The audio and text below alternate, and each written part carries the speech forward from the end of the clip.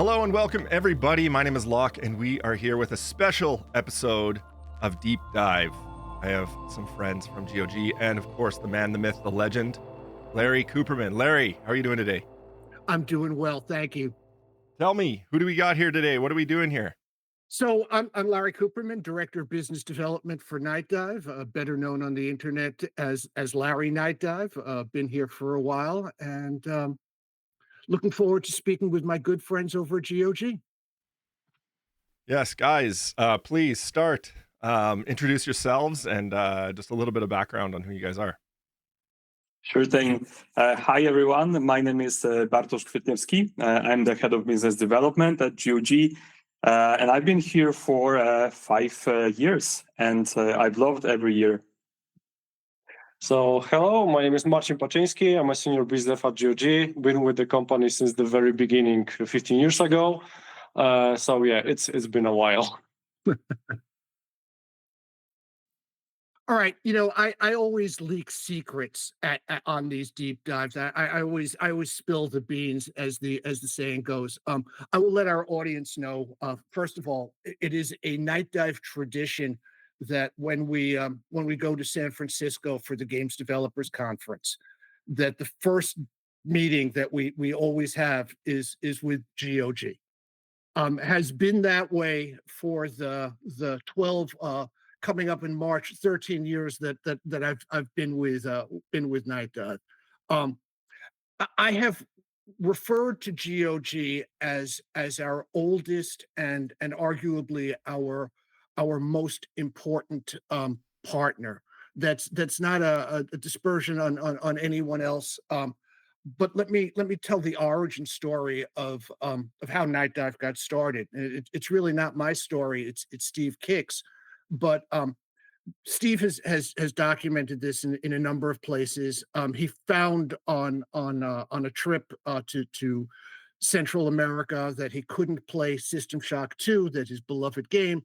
Instead of playing the game, he did the research, found out that the rights had ended up with an insurance company, and made a deal with the insurance company to acquire publishing rights for System Shock 2.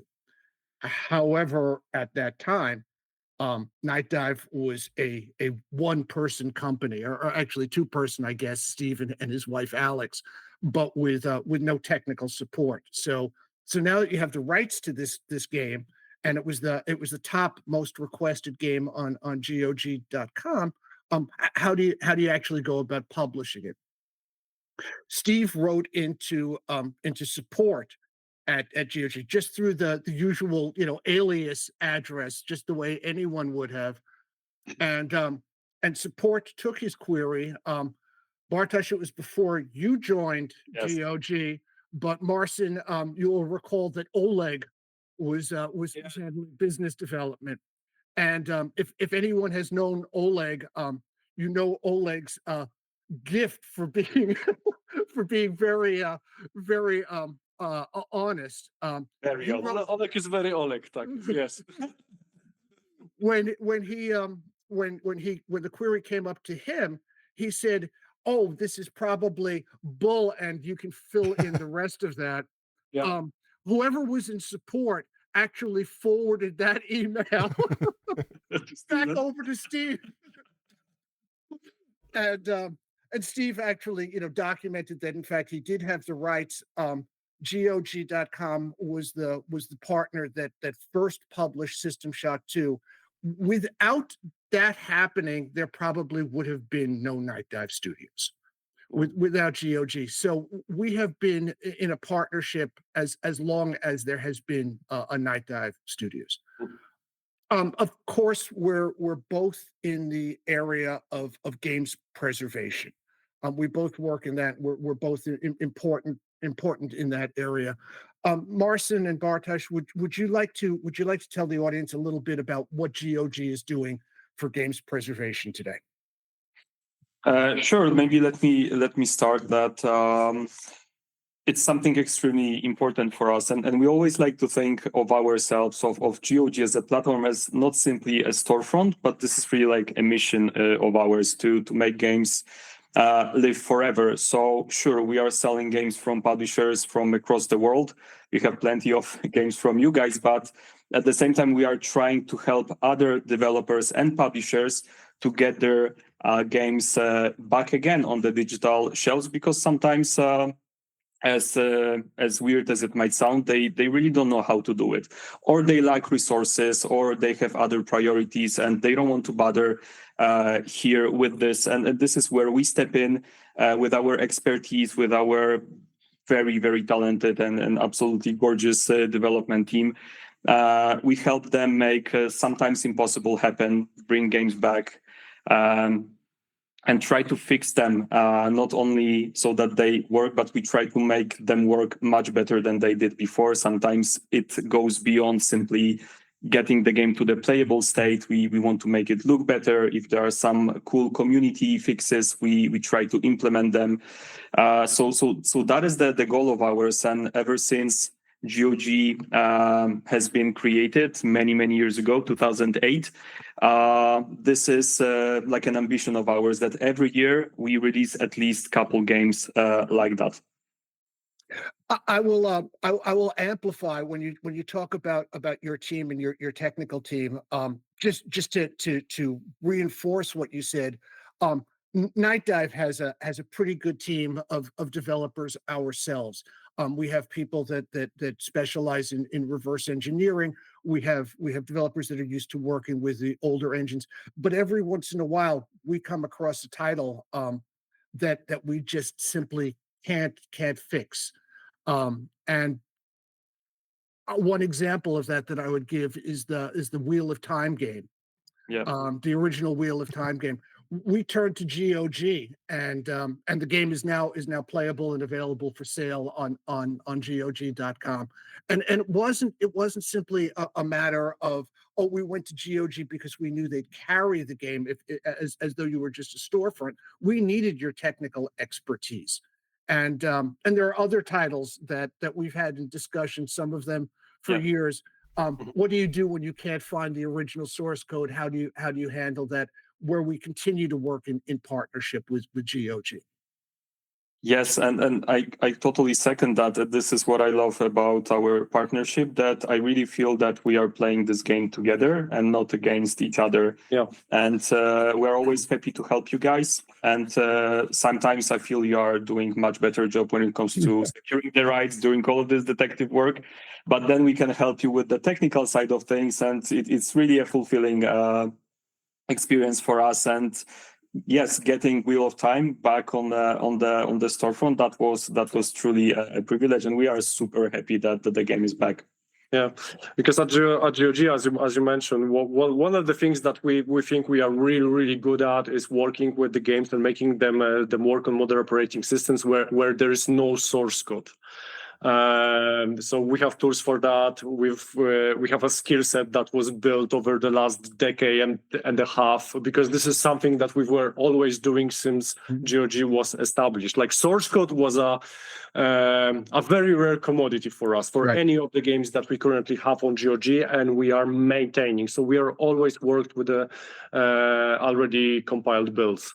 So yeah, and I like to think that Nightdive, on the other hand, you guys are an experts in bringing those games back from the original source, right? And you can port them to the engine that you have and do all of those amazing additions. And because you guys understand those games so well, and actually what make them so great, those new versions that are being created are really keeping that nostalgic feeling intact. So yeah, I think that we are definitely playing in the same team here, but in the different positions, so to speak.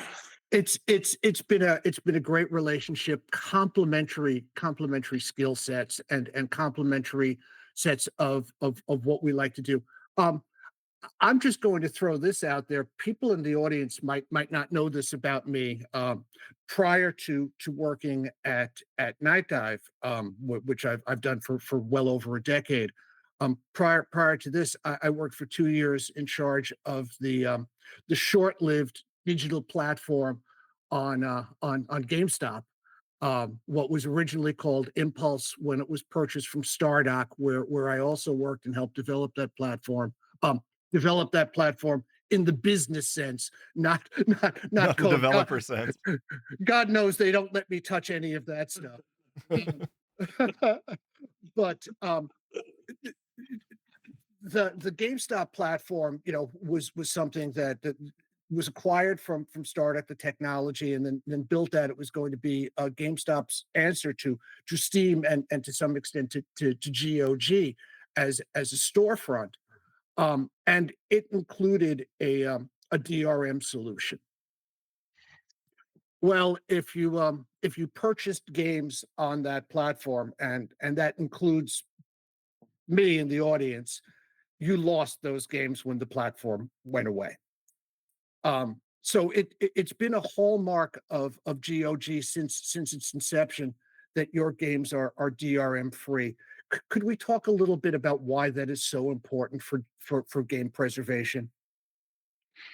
Sure, I think that you just quite nicely described one of the reasons we will continue doing this with no DRM. Like, we really truly believe that anyone who bought a game is entitled to keep it forever, regardless of what happens in the future with the platform you bought it through. And for as long as GOG exists, this is how we intend to sell games. But I think over the last couple years, I feel like the number of examples why DRM-free is important, it really doubled, tripled. It's a huge amount, right? Like the number of stories produced by media when without naming obviously any publishers or games, but games are simply disappearing from libraries or stop working because some component is no longer updated, or simply there is no business need to maintain it.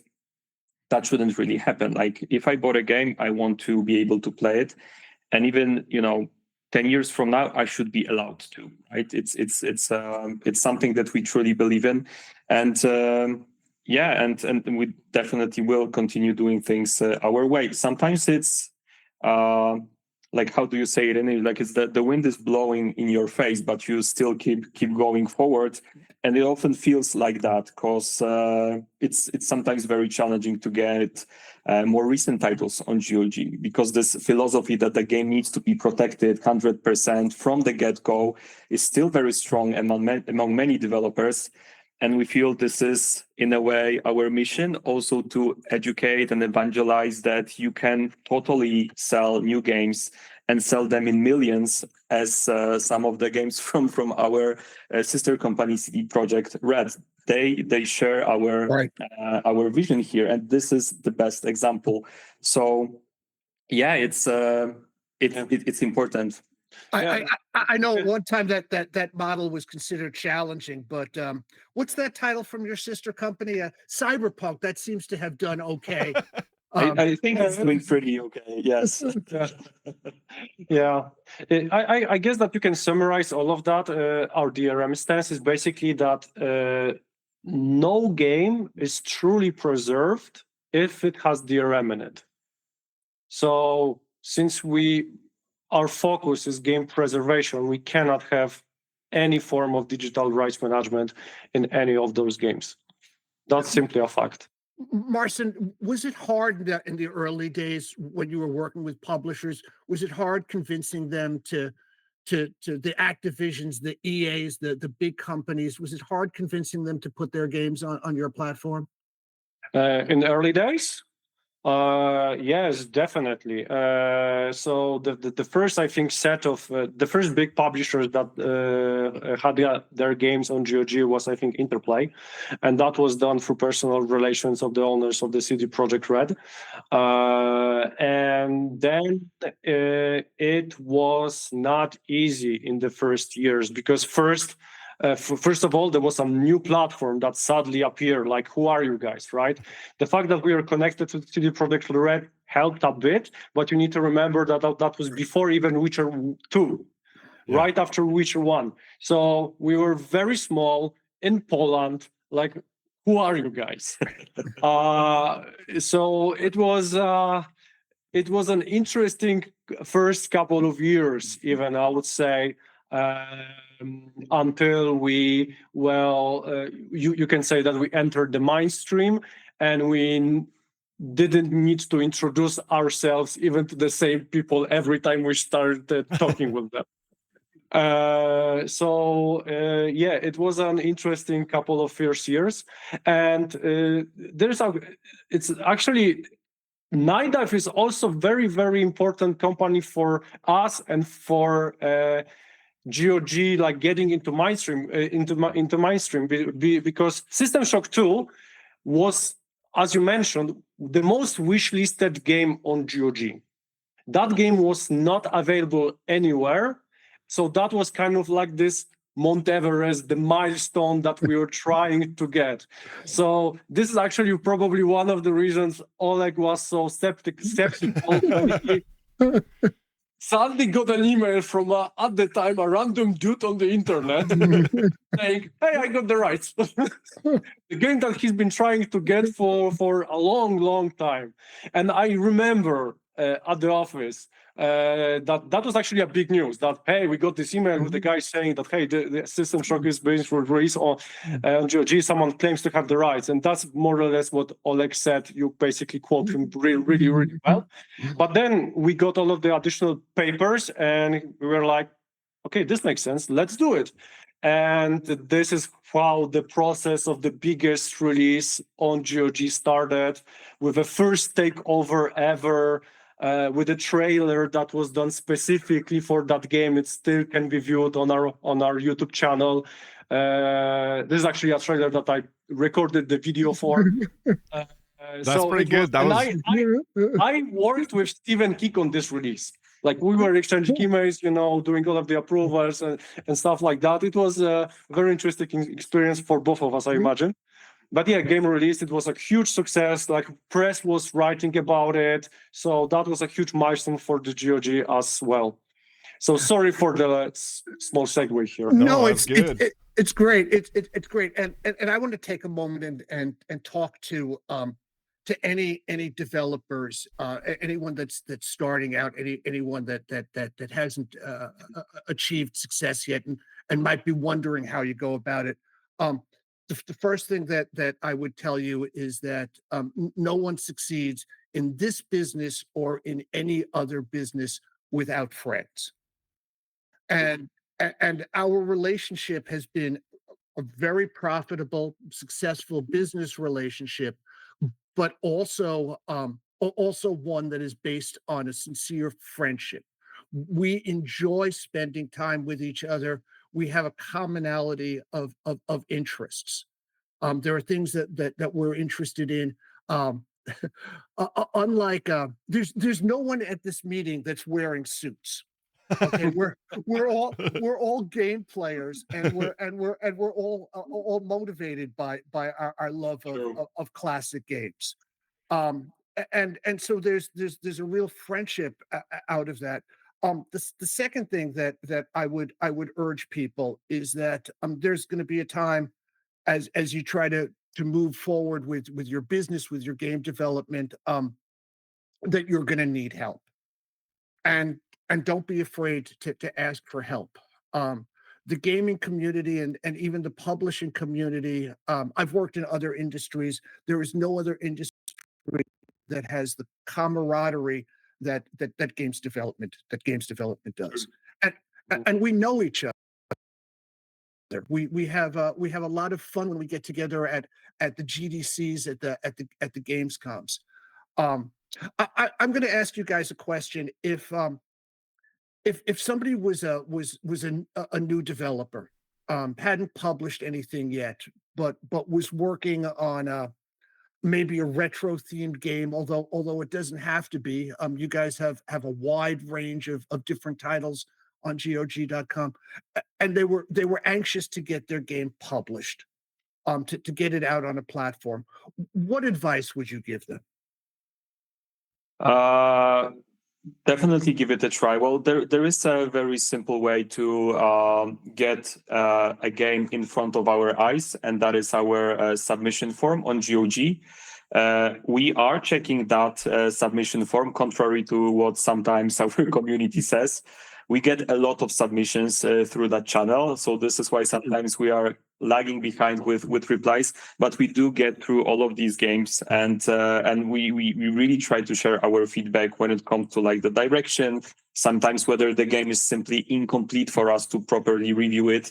And I really encourage not to be discouraged by this, but just keep trying. But if you do have friends in the industry, as Larry, you just mentioned, like try to go through different channels. I think really in this industry, we are passionate about the end product here, and this is the game, and we really want to help succeed any game, and especially if it's retro inspired and it's scratching that itch of our community that loves playing classic games, but also games that are inspired by the original titles. So we are here. We are very, very happy to check what games you are working on. So gog.com/submit your game, I believe. Maybe let's not edit like this because that sounds weird. I don't know that. I'm sure that if you put it in Google, a proper website will show. Oh, because we recently changed it. Yeah, it was changed. It's not that we remember it. We just don't remember what was the latest version. Yeah. Look, at my age, I'm lucky if I remember my name to get on here. So it's all good. Your game, actually, gog.com/submit your game. So I made it almost. One of the things that I hope to achieve out of this podcast is for people. I do work for the IGDA, both the IGDA itself, where I've been a member for years, and also for the IGDA Foundation.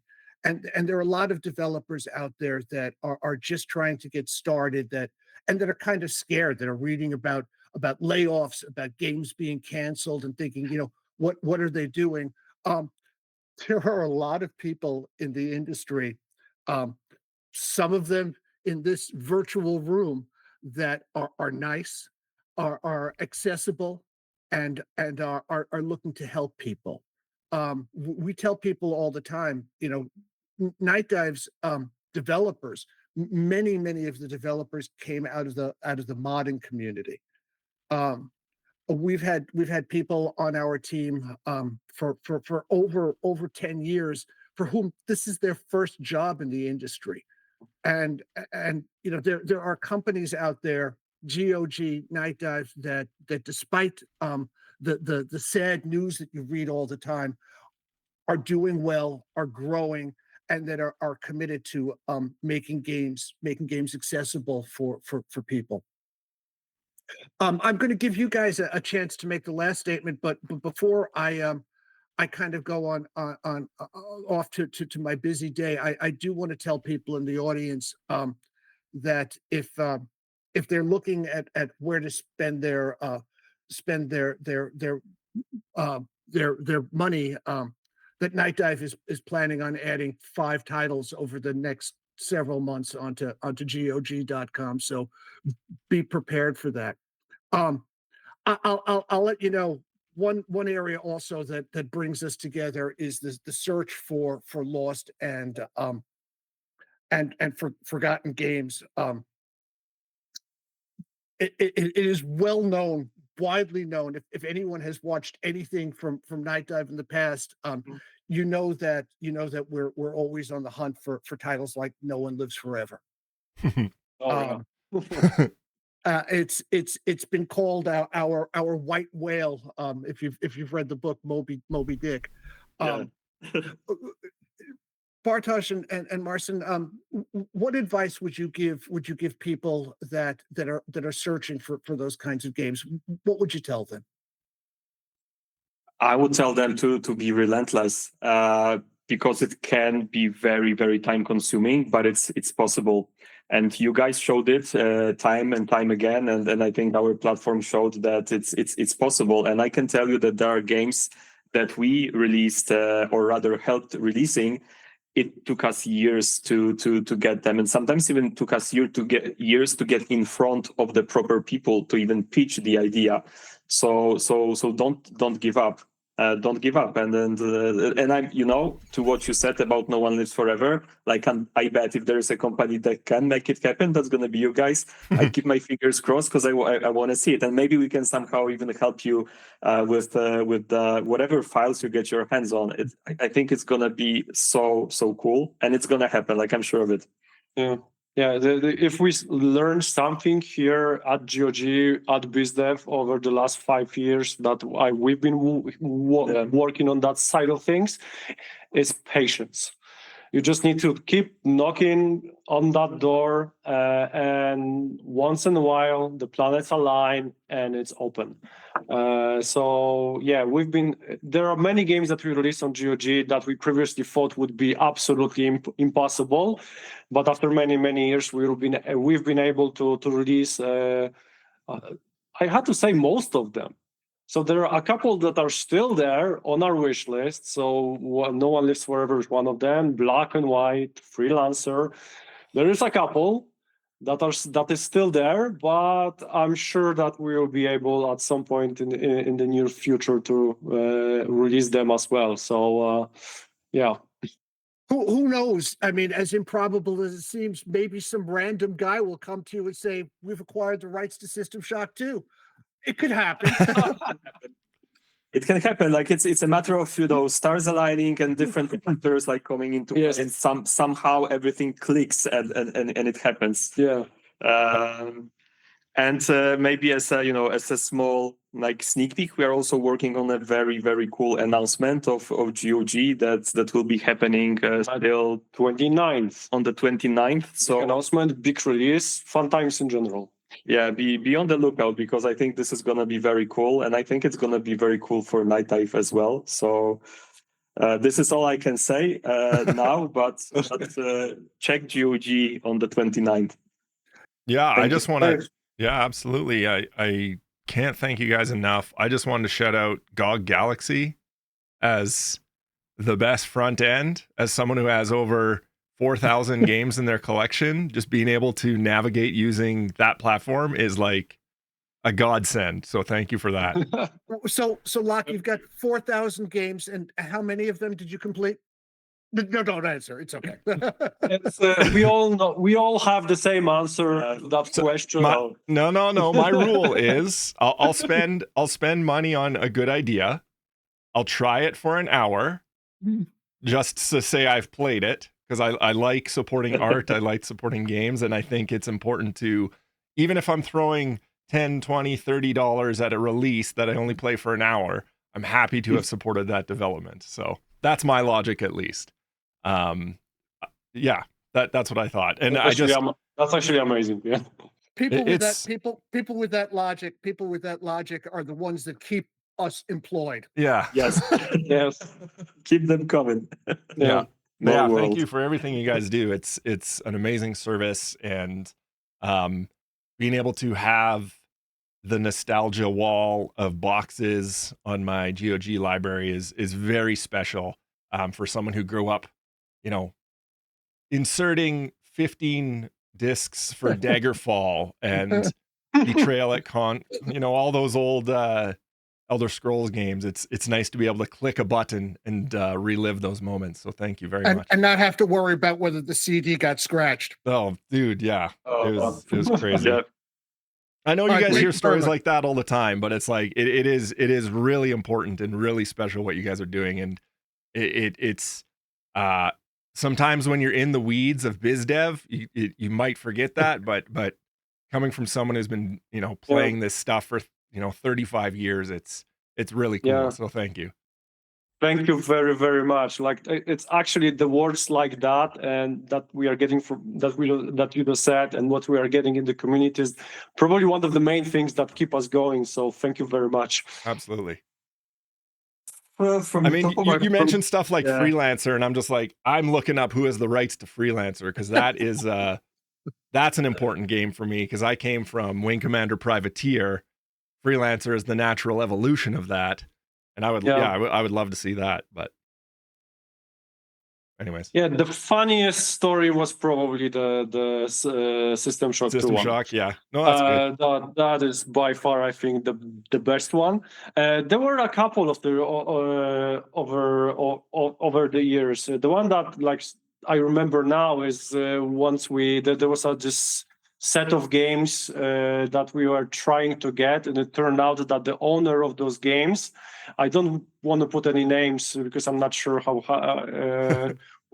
what's happening there now, but this it turned out that all of those games are held by a guy who is like multi-millionaire in United States, of Vietnam vet that got rich in the oil because of entering the oil business. And I remember that we were looking who that guy is, and he is like a big boss of the CEO of the corporation and stuff like that, making God knows how much money. And here is an email from GOG asking him about the games that he made like 5-10 years ago that are so small and will do probably less revenue that will be worth his time answering our email. But we send him the email anyway, and surprisingly, his answer was super positive. He was like, "Yes, awesome, let's release them. Those games are actually like a huge part of my life," Nice. and so on and so forth. So yeah, the support we got was super unexpected, but this is something that really stuck in my mind as a reply we didn't anticipate at all. So yeah, we had Very more cool. stories Very like cool. that. Thank you for sharing that. Thank you both so much. Thank you for your time. Thank you for the support and for your friendship over the years. I will see at least one of you at GDC in a couple of months. And Same place. Yes, of course. Same place, different year.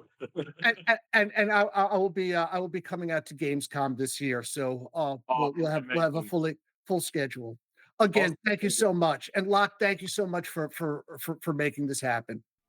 Thank you so much for hosting us. Thank you, guys. So once again, thank you again for joining me, Bartosz, Marcin, and of course, Larry. We'll see everyone else soon on Deep Dive. Happy gaming, everyone.